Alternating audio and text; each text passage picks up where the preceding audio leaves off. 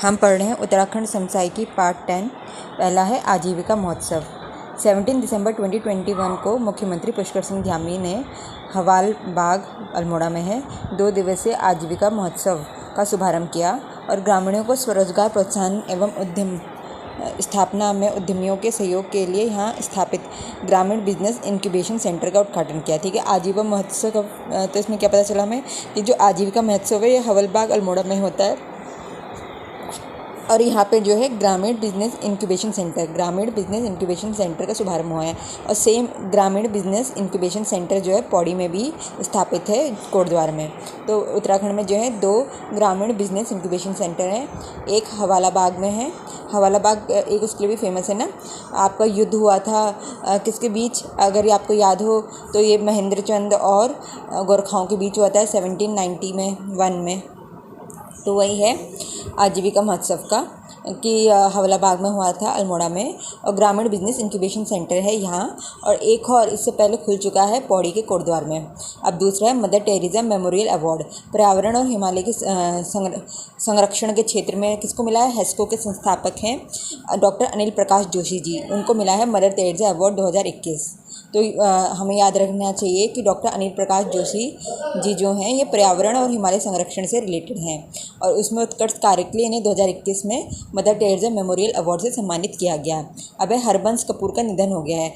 हरबंस कपूर कौन है? ये उत्तराखंड के विधानसभा के पूर्व अध्यक्ष रह चुके हैं, वेरी इंपॉर्टेंट, और वह भाजपा के वरिष्ठ विधायक हैं। ये भाजपा से रिलेटेड है हरबंस कपूर जी। ये इनका 75 वर्ष की आयु में जो है 2021 12 दिसंबर की रात्रि को निधन हो गया। वे 1989 से लगातार 8 बार विधायक चुन चुके हैं। जो ये हरबंस कपूर हैं ये अध्यक्ष रह चुके हैं विधानसभा के, दूसरी विधानसभा के, जो 21 फरवरी 2007 में संपन्न हुआ था, उसके ये जो है अध्यक्ष रह चुके हैं हरबंस कपूर।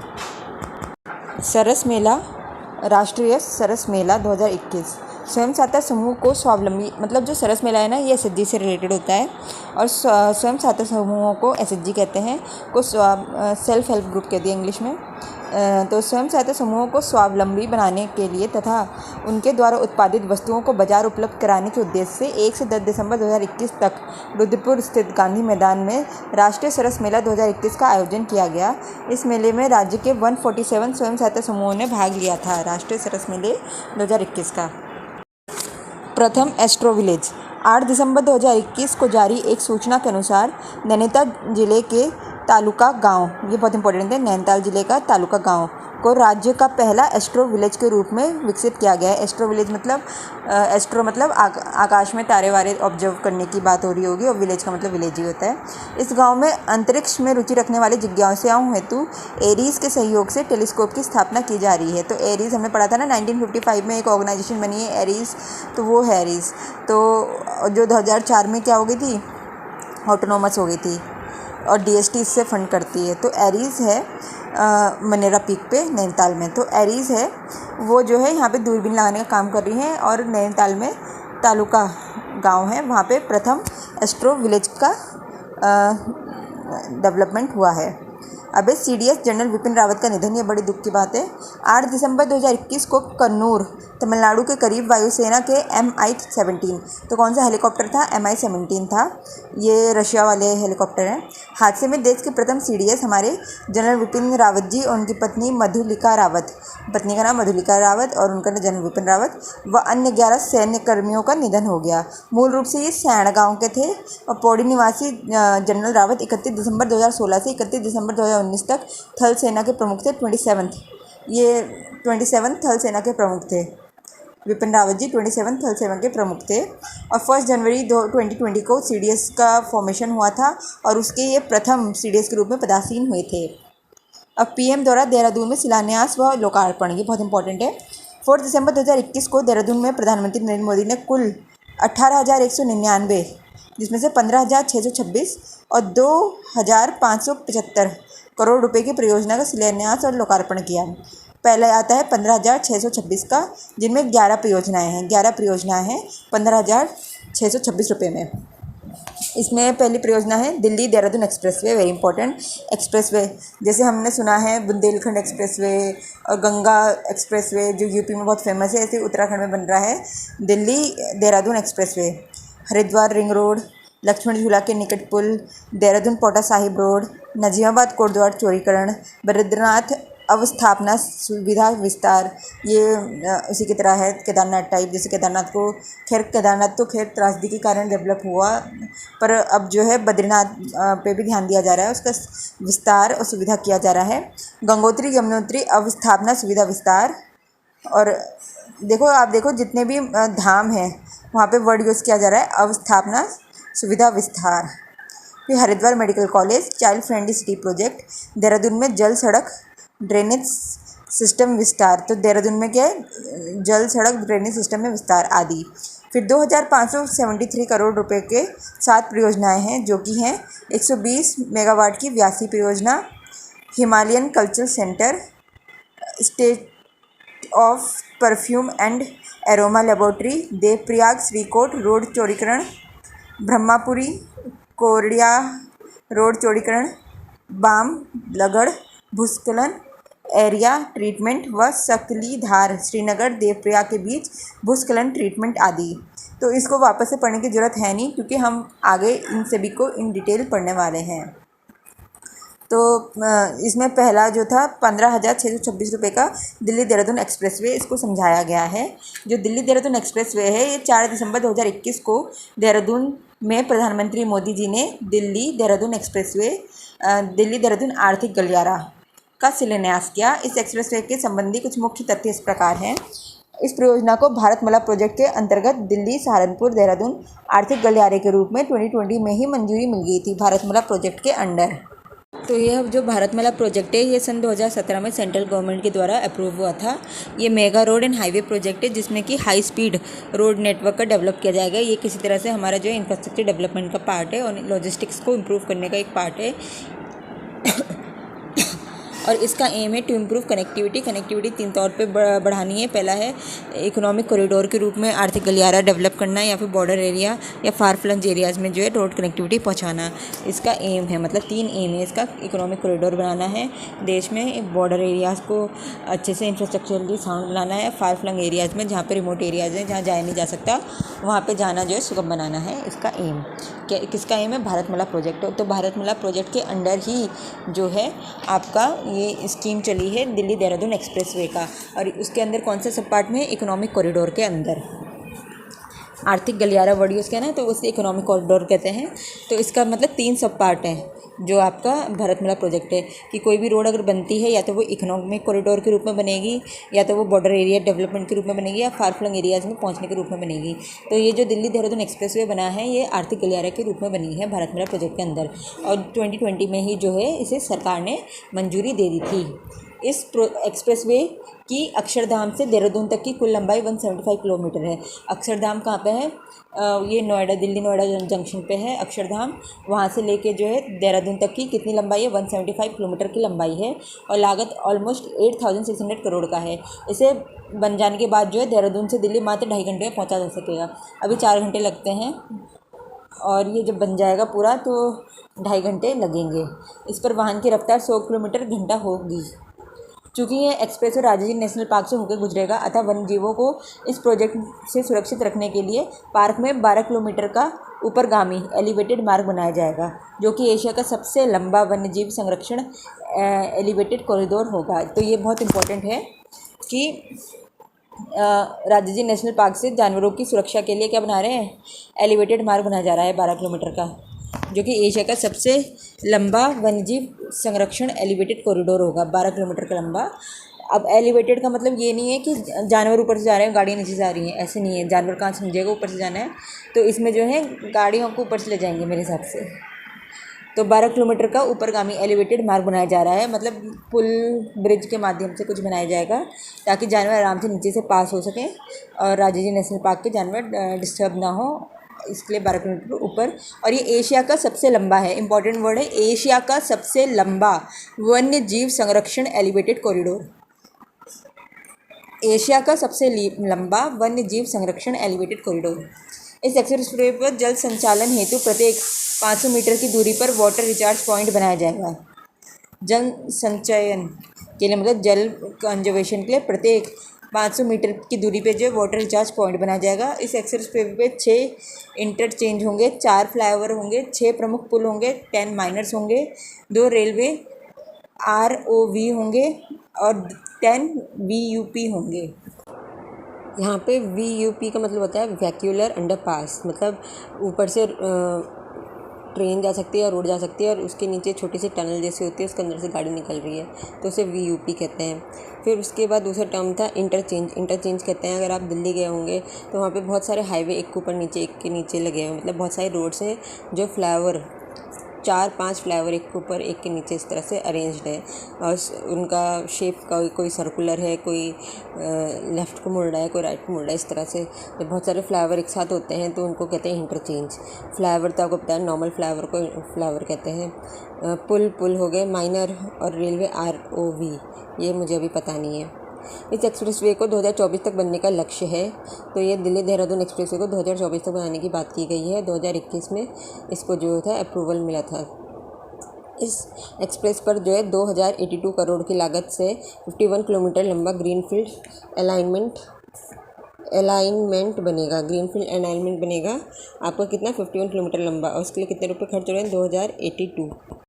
ग्रीनफील्ड अलाइनमेंट का मतलब है कि ऐसी जगह पर रोड बनना जहाँ पे पहले कभी रोड से रिलेटेड कोई डेवलपमेंट कार्य ना किया गया हो, मतलब एक नई एरिया पे जो है रोड का डेवलप करना। वहीं पे ब्राउन फील्ड होता है कि पहले से एग्जिस्टिंग रोड है उसकी वाइडनिंग कर दी, और ग्रीन फील्ड होता है एक पूरा नई एरिया पे जो है रोड का डेवलपमेंट करना। तो इस एक्सप्रेसवे पे जो है 2082 किलोमीटर की लागत से 51 किलोमीटर लंबा, मतलब कोई नए एरिया पे 51 किलोमीटर लंबे एरिया पे ग्रीनफील्ड बन रहा है। इस एक्सप्रेसवे को हरिद्वार ऋषिकेश से जोड़ने के लिए 42 किलोमीटर का लिंक रोड भी प्रस्तावित है। तो लिंक रोड कितना लंबा? 42 किलोमीटर का लिंक रोड भी प्रस्तावित है। लिंक रोड का मतलब होता है कोई ऐसी रोड जो 2 डिफरेंट एरियाज़ को जो है आपस में जोड़ती हैं। जैसे हरिद्वार एक बड़ा अपने में एरिया है और ऋषिकेश अपने एक बड़ा एरिया है, तो इन दोनों को जोड़ने वाली जो रोड होगी तो लिंक रोड कहेंगे। हरिद्वार की अपनी रोड्स होंगी, ऋषिकेश की अपनी एक रोड होगी, बीच में एक कॉमन रोड होगी जिन दोनों रोड्स को आपस में जोड़ के एक रास्ता बनाएगी, तो इसको जो हम लिंक रोड कहेंगे। अब लक्ष्मण झूला के निकट जो है झूला पुल, 4 दिसंबर 2021 को नरेंद्र मोदी ने लक्ष्मण झूला के निकट 69.263 करोड़ रुपए की लागत से बनने वाले 132.30 मीटर के हल्के वाहन व पैदल यात्रियों हेतु स्पान पुल का शिलान्यास किया है। उल्लेखनीय है कि 12 जुलाई 2019 से लक्ष्मण झूला 2019 से बंद है। यहाँ पे एक पुल की आवश्यकता थी। अब चाइल्ड फ्रेंडली सिटी प्रोजेक्ट, ये हमने पहले ही पढ़ चुके हैं कि इसका शिलान्यास मोदी जी ने करा था। तो चाइल्ड फ्रेंडली सिटी प्रोजेक्ट में क्या है, इसमें देहरादून में प्रधानमंत्री मोदी ने देहरादून की सड़कों में बच्चों के अनुकूल बनाने संबंधी 58 करोड़ की चाइल्ड फ्रेंडली सिटी प्रोजेक्ट की आधारशिला रखी है। मतलब रोड जो है बच्चों के फ्रेंडली बनाने के लिए। फिर हरिद्वार मेडिकल कॉलेज, यह जगतीपुर हरिद्वार में 538 करोड़ रुपए की लागत से बनने वाले राजकीय मेडिकल कॉलेज का 4 दिसंबर 2021 को प्रधानमंत्री ने शिलान्यास किया। राजकीय मेडिकल कॉलेज बन रहा है जगतीपुर हरिद्वार में। फिर व्यासी जल विद्युत परियोजना, ये उत्तराखंड जल विद्युत विकास निगम की 120 मेगावाट की run of the river technique के आधार पर यह परियोजना हजियारी जुड्डो देहरादून में है। तो व्यासी जल परियोजना भी कहाँ है? ये भी देहरादून में है, लखवार भी देहरादून में है। लागत से बनाई गई है। इस परियोजना का उद्घाटन प्रधानमंत्री मोदी ने 4 दिसंबर 2021 को किया था। तो व्यासी जल विद्युत परियोजना जो है रन ऑफ रिवर टेक्निक पे बनी है। अब यह run of the river technique क्या है? वर्तमान में राज्य की जो जल विद्युत परियोजनाएं हैं उसमें प्रायः सुरंग प्रणाली को बोलते हैं run of the river technique का इस्तेमाल किया जा रहा है। सुरंग बना के रिवर को से पास करना। इस तकनीक में नदियाँ जो है अपनी प्राकृतिक मार्ग की बजाय सुरंगों के माध्यम से अपना रास्ता तय करती हैं। तो नदियाँ अपना रास्ता प्राकृतिक रास्ते से ना होकर सुरंगों से बहती है। इस तकनीक का उपयोग करने से जन विस्थापना एवं पर्यावरणीय समस्याओं में कमी तथा गुणवत्ता में बढ़ोतरी होती है। तो इसको हम बेसिकली समझाएं तो जो नदियां हैं ना, जब वो अपने नॉर्मल कोर्स में बहती हैं तो वो पहाड़ से जो सिल्ट लाती हैं, सिल्ट इकट्ठा कर देती हैं, और उसके कारण क्या होता है, by the course of time नदी जो अपना रास्ता बदल जाती है। जब वो सिल्ट ज़्यादा हो जाता है तो उससे जो है पर्यावरणीय आपदा आने के चांसेस ज़्यादा हो जाते हैं, और फिर जो डैम होता है वो भी कमज़ोर हो जाता है क्योंकि सिल्टेशन के कारण उस पर दबाव पड़ता है।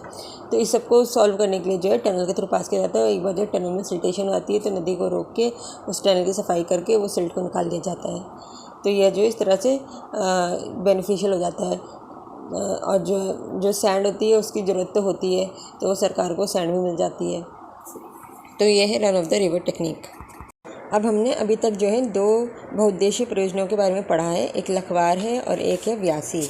अब इसमें ना मैं कुछ समझाना चाहूँगी आपको कि व्यासी में इन्होंने बोला कि उत्तराखंड जल विद्युत विकास निगम के द्वारा जो है ये परियोजना बन रही है, और उधर जो है लखवार में उन्होंने कहता है UJVNL के द्वारा जो है ये परियोजना बन रही है, मतलब इसको चलाने वाली है UJVNL लखवार को, और उधर जो है इसको आपका व्यासी को चलाने वाली है आपकी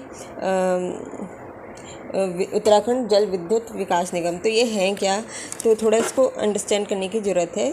तो इसी को मैं समझाना चाहूँगी कि राज्य में जो है उत्तराखंड जल विद्युत निगम, जिसको कहते हैं UJVNL, क्या कहते हैं UJVNL, उत्तराखंड जल विद्युत निगम लिमिटेड, तो इंग्लिश का ही हिंदी में कर दिया है UJVNL, उत्तराखंड जल विद्युत निगम लिमिटेड, ये राज्य का है। दूसरा मतलब ये वो ऑर्गेनाइजेशंस हैं जो कि किसी भी डैम को जो है रेगुलेट करती हैं या उसे चलाती हैं, रेगुलेट इन द सेंस कि उसके प्रोजेक्ट्स में वर्क करती हैं। तो पहली क्या है UJVNL, तो हमने पढ़ा कि UJVNL जो है व्यासी प्रोजेक्ट, ये व्यासी भी जो है आपका देहरादून में है और यमुना नदी पे है, लखवाड़ भी यमुना नदी पे ही है और देहरादून में ही है, पर दोनों को अलग अलग ऑर्गेनाइजेशन संचालित कर रही हैं। ठीक है, तो जो व्यासी है उसको संचालित करिए UJVNL, उत्तराखंड जल विद्युत निगम लिमिटेड। फिर इधर हमने दूसरा पढ़ा THDC, पहले पढ़ा था हमने THDC क्या है, टीरी हाइड्रो डेवलपमेंट प्रोजेक्ट। ये जो है टीरी डैम को तो कर ही रही है, साथ में कुछ वो आपने जो अभी रिसेंटली पढ़ा था कि THDC जो है अक्षय ऊर्जा से, सौर ऊर्जा के द्वारा जो है देश का सबसे बड़ा प्लांट सेटअप कर रहा है राजस्थान में। तो ये हो गई THDC। फिर अगला है राष्ट्रीय ताप विद्युत निगम, national thermal power corporation, NTPC। NTPC का क्या है, national thermal power corporation, NTPC। तो तीसरी ऑर्गेनाइजेशन उत्तराखंड में जो काम करती है NTPC। फिर है राष्ट्रीय जल विद्युत निगम, राष्ट्रीय मतलब ये नेशनल लेवल की होगी ना, राष्ट्रीय जल विद्युत निगम, नेशनल हाइड्रो पावर कॉरपोरेशन। फिर अगला है सतलुज जल विद्युत निगम। अब वो जो SJVNL है ये सतलुज के लिए, तो सतलुज जो है आपका हिमाचल से आती है, तो कहीं ना कहीं इसका हिमाचल से लिंक होगा। तो सतलुज जल विद्युत निगम, सतलुज, तो हमने जो लखवाड़ का सुना था, लखवाड़ में कौन सी ऑर्गेनाइजेशन लगी हुई थी, सतलुज जल विद्युत निगम। फिर IPPS ये निजी है, तथा निजी कंपनियों के अधीन जो है कई लघु और बड़ी परियोजनाओं का निर्माणाधीन है, जिनमें से कुछ प्रमुख हैं जिसे हमें समझना चाहिए, इसलिए मैं बता रही हूँ। पहला है UJVNL के लिए हमने पढ़ा था व्यासी, ठीक है, पर इसकी जगह जो है और भी बहुत अच्छी परियोजनाएं हैं जो UJVNL चला रहा है, कुछ में से फेमस हैं। पहला है मध्य महेश्वर 12 मेगावाट की, फिर पाली मनेरी 480 मेगावाट की, ये UJVNL कर रहा है। फिर उसके बाद THDC क्या कह रहा है, TD, तो हमें पता ही है ना TD है। फिर है मनेरी झेलम कर रहा है। देखो मनेरी 2 हैं, पाला मनेरी को UJVNL कर रहा है और मनेरी झेलम को जो है THDC कर रहा है। फिर उसके बाद NTPC, national thermal power corporation, मतलब ये कहीं ना कहीं ज़मीन के अंदर की गर्मी का प्रयोग करके जो है लाइट बनाने का काम कर रहा है। तो ये नया है, तो इसमें मैं सारी परियोजनाओं का नाम बोलूँगी ताकि आपको थोड़ा याद रहे नेहा। तो NTPC के अंदर है लोहारी नागपाला, लता तपोवन विष्णुगाड़ और रूपसिया खसिया बगड़, ये जो है परियोजनाएँ हैं, जिसमें सबसे ज़्यादा पावर की परियोजना है लोहारी नागपाला। अब इस परियोजनाओं के बारे में थोड़ा पढ़ लेते हैं, क्योंकि NTPC national thermal power corporation के अधीन है, थर्मल है, थोड़ा अलग है इसके कारण। तो जो ये सारी परियोजनाएं ये नदी के ऊपर ही हैं, थर्मल सिर्फ नाम के लिए है। पहले लोहारी नागपाला, ये जो है उत्तरकाशी में है और भगीरथी नदी के ऊपर है ये। फिर उसके बाद दूसरा है लता तपोवन जो है चमोली में है, तपोवन चमोली में है, जोशीमठ में। और फिर तीसरा है तपोवन विष्णुगाड़, ये भी चमोली में है और ये जो है धौली गंगा नदी के ऊपर है। और जो ये तपोवन विष्णु घाट है ना, इस प्रोजेक्ट को माना जाता है कि ये जो है ज्योतिर्मठ की सिंकिंग की प्रॉब्लम का मेन कॉज है। कौन सा? तपोवन विष्णु घाट। तो इसको हाईलाइट करके लिख लो, कल को हो सकता है कि तुम्हें कोई ऐसे लिखने को आ जाए उत्तराखंड में जो है आपदा से रिलेटेड, तो उसमें आप जो है इस फैक्ट को डाल सकते हो कि तपोवन विष्णु घाट जो है is responsible for on Dhauli Ganga is responsible for sinking of Joshimath. और साथ में ये भी बोलेंगे कि अभी रिसेंटली फरवरी में जो है 178 पीपल जो है मिस हो गए थे इस जगह से, तपोवन विष्णु घाट जहाँ परियोजना चल रही है, क्योंकि एक glacier near the Raini village है, उसके पास एक ग्लेशियर है, वो फट गया था और उससे ऋषि गंगा में बाढ़ आ गई थी। और ऋषि गंगा की बाढ़ जो है ये धौली गंगा में भी आई और धौली गंगा में जो प्रोजेक्ट चल रहा था उसमें 178 पीपल मिस हो गए, मर गए, मिले नहीं ना। तो फिर है रुपसिया बगड़ और खसिया बगड़, तीसरी परियोजना है इनकी, और ये पिथौरागढ़ में है। तो रुपसिया बगड़ और खसिया बगड़ कहाँ है? पिथौरागढ़ में। तो हम देखें तो जो हमारे ऊपर के 3 डिस्ट्रिक्ट्स हैं, वहाँ पे एनटीपीसी ने तीनों डिस्ट्रिक्ट में एक एक परियोजना चला रखी है। मतलब 2 तो चमोली में चलाई है और दोनों में एक एक। उत्तरकाशी में लोहारी नाग पाला है और तपोवन के नाम से दोनों जो है इधर आपके चमोली जोशीमठ में है, और फिर पिथौरागढ़ में है रुपसिया बगड़ खसिया बगड़, और जिसमें इम्पोर्टेंट है तपोवन विष्णु घाट। ये जो है डिज़ास्टर प्रोन एरिया में आता है तपोवन विष्णु घाट, और माना जाता है चमोली सिंकिंग के लिए रिस्पॉन्सिबल है ये। और 178 पीपल, अभी जो रिसेंटली फ्लड आया था उत्तराखंड फ्लड, उसमें 178 पीपल मिस हो गए थे तपोवन विष्णु घाट वाले एरिया के पास से। फिर उसके बाद अगला जो है वो है एनएचपीसी जो है ये लखवाड़ के लिए फेमस है, लखवाड़। और फिर उसके बाद है सतलुज SJVNL, इसमें जो है नटवार जल परियोजना फेमस है। NIPPS के द्वारा जो है गौरीकुंड में, फाटा में और वीरी गंगा पे परियोजना बन रही हैं। अब ना इस एक चीज़ मैं आपको क्लियर करना चाहूँगी कि जो उत्तराखंड जल विद्युत निगम लिमिटेड है, वहाँ पे जो है दोनों परियोजना जो है लखवाड़ और व्यासी दोनों से चल रही है। पहले मैंने शायद सतलुज वाला बोल दिया था लखवाड़ के लिए, पर ये गलत इन्फॉर्मेशन है। उत्तराखंड जल विद्युत निगम लिमिटेड जो है दोनों परियोजना चला रही हैं, लखवाड़ की भी और दूसरा आपका व्यासी की भी। Thank you.